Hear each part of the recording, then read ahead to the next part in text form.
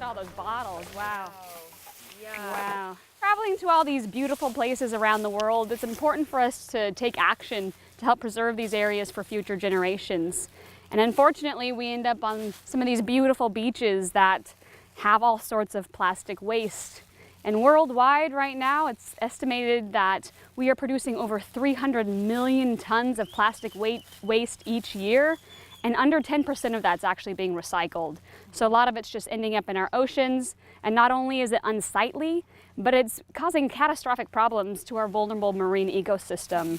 So today we're going to do our part and pick up some of the plastic that we are seeing, but it's just important to be mindful that this is actually not solving the problem. We're simply just putting a bandage on a big underlying issue. So it's good to remove it right now so the marine organisms aren't eating it, or hopefully preventing casualties from ingestion and suffocation.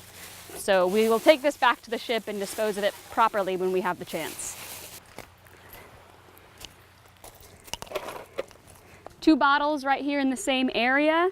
So they were probably each used just for a few minutes and then tossed out, and they have ended up on our beach, and since they don't biodegrade, they are here forever.